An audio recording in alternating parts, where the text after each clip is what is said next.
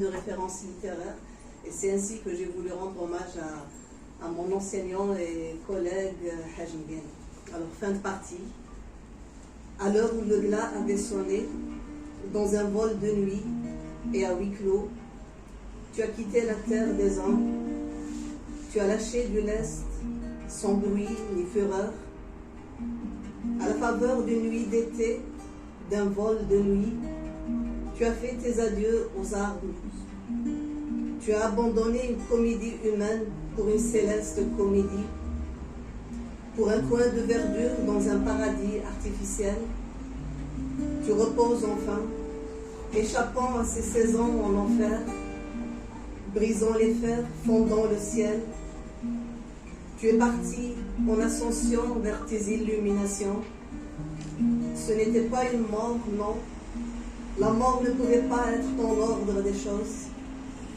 C'était une douce métamorphose, celle d'un homme révolté, celle d'un Ulysse heureux, naviguant vers son île, et sans cesse poussé par la force des causes, et toujours attentif au chant des sirènes.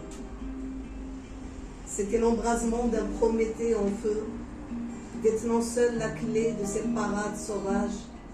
Tu t'en es allé du bout des labyrinthes, où fourmillaient tes manuscrits inachevés, où foisonnaient tes terrains défrichés. En archéologue des savoirs à l'âge de la folie, tu vivras 70 ans de plénitude.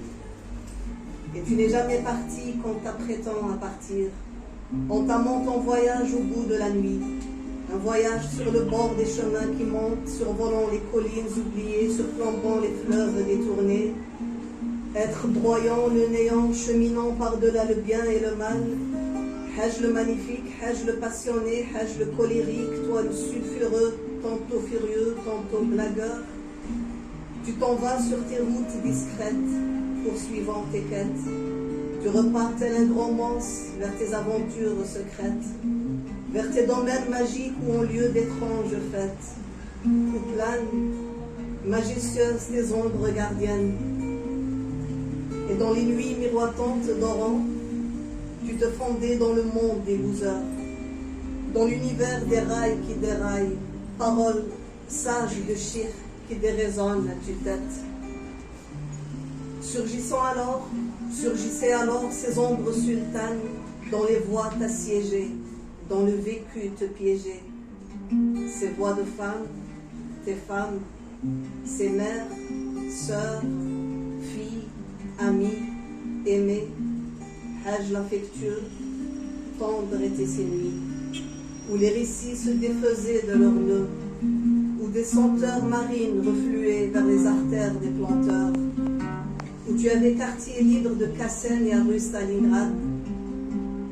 Par un songe d'une nuit d'été, tu as répondu au chant des aïeux en transe, à l'appel de la tribu, dans un brouhaha fait de viries diverses.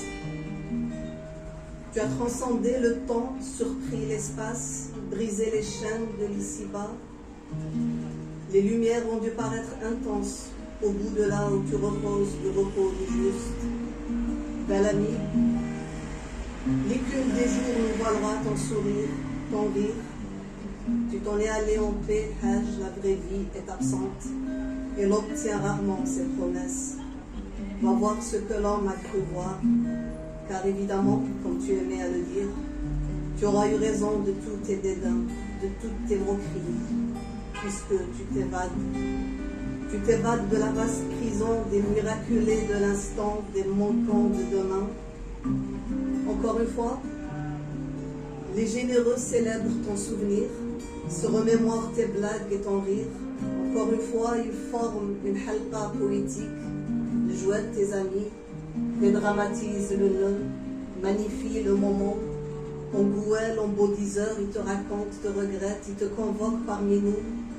L'espace ô combien bienfaisant d'un hommage, et ainsi que l'écrivait l'auteur du monde d'hier, qui n'aurait sans doute pas soutenu les atrocités du monde d'aujourd'hui, j'ai nommé Stefan Zweig. Tout humain ne continue réellement à vivre après sa mort, aussi longtemps qu'il se trouve sur terre quelqu'un pour l'aimer.